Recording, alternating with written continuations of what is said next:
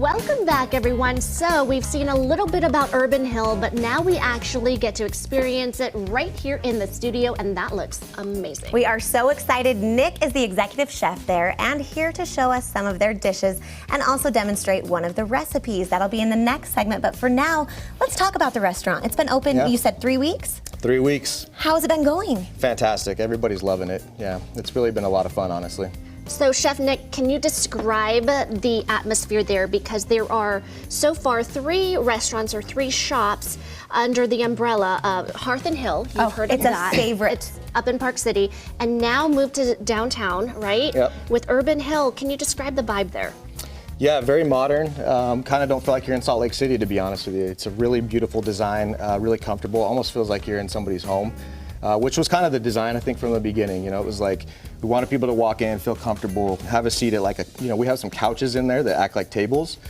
So it just makes a really comfortable environment for everybody. Oh, you got to sit at the couch and eat your dinner. This sounds amazing. Can you come in for lunch, or is it mostly? I think I heard the hours were 4 to 9:30 right now. So only dinner 7 days a week, Monday through Sunday. Excuse me. And you'll add lunch maybe in the summer. Correct. But for now, fine dining at its greatest. Yeah. Describe some of the menu items you can find there.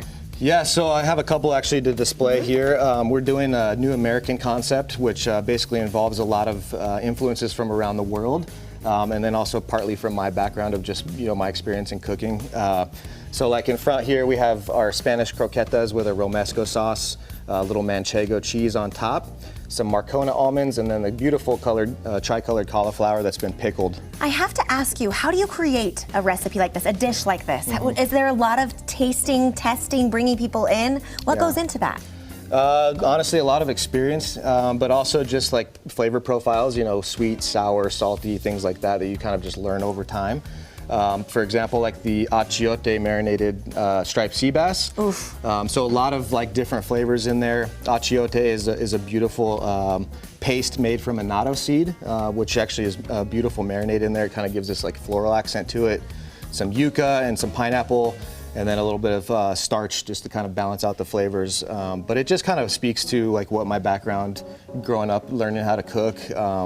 And I just love like the Latino influence, and it's just, it really just provides like good, bold flavors, which I love, so. Chef Nick, it's like you're speaking a different language. All of these ingredients and are is your mouth different. Watering? And it is great, but you can see the detail with all of the plating. You have the microgreens, you have the sauces that I'm sure has that depth of flavor that you're talking about. Sure. Describe all the details that go into something and plating that one dish.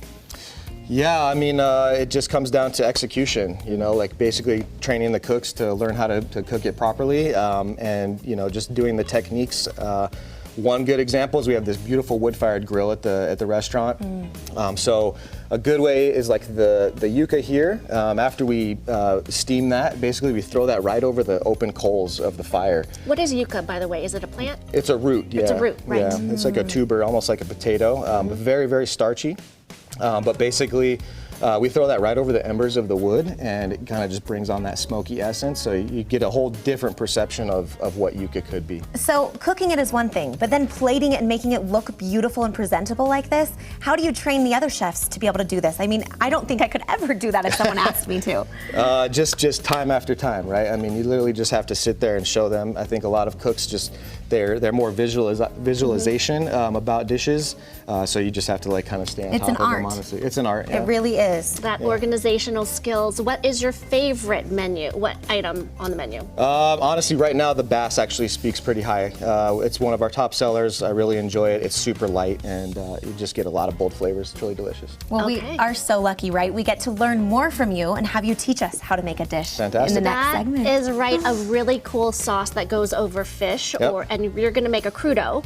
Correct. Yes. Okay, that's coming up after the break, and we are back in just 2 minutes with this demo with Chef Nick. Don't go anywhere.